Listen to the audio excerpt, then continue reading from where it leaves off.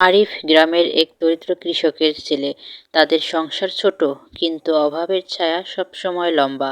পাটকাঠির বেড়া দেওয়া কুঁড়ে ঘরে তার শৈশব কেটেছে। ভাঙ্গা বাঁশের চৌকিতে শুয়ে আর বাবার মুখে অভাবের গল্প শুনে আরিফ বড় হয়েছে। তবে এই ছেলেটির একটি স্বপ্ন ছিল, সে বড় ইঞ্জিনিয়ার হবে।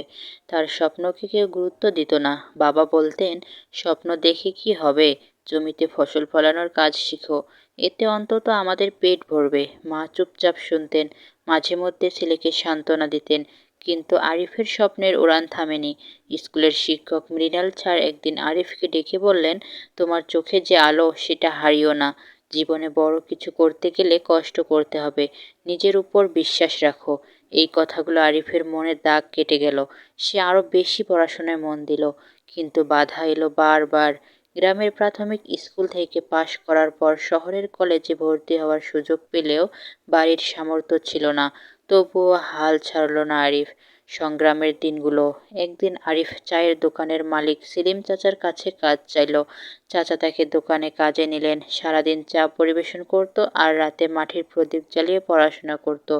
গায়ের লোকেরা হাসি তামাশা করত। চা বয়ে আবার বড় হওয়ার শখ। এই কথা শুনে আরিফ কষ্ট পেত, কিন্তু থামতো না। বরং সেই কষ্ট তাকে আরো দৃঢ় করত। একদিন শহরের কলেজে ভর্তি হয়ে গেল সে। টিউশন করে, চায়ের দোকানে কাজ করে এবং বই ধার করে পড়াশোনা চালিয়ে যেতে লাগলো।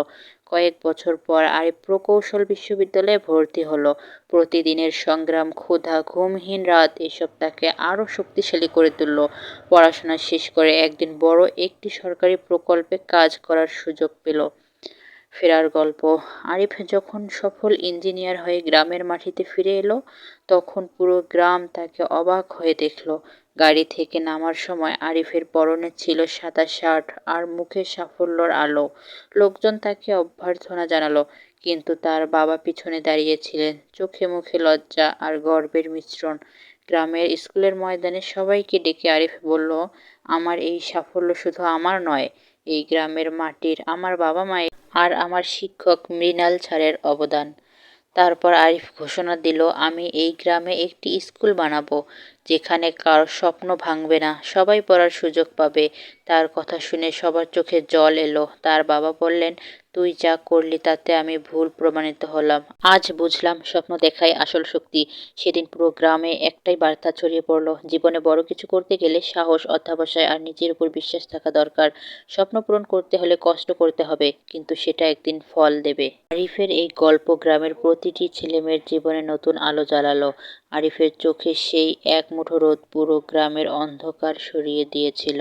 আজকের গল্পটি কেমন লেগেছে আপনাদের তা অবশ্যই জানাবেন। কাজ করতে করতে আপনার সাথে সুন্দর একটা গল্প শেয়ার করলাম।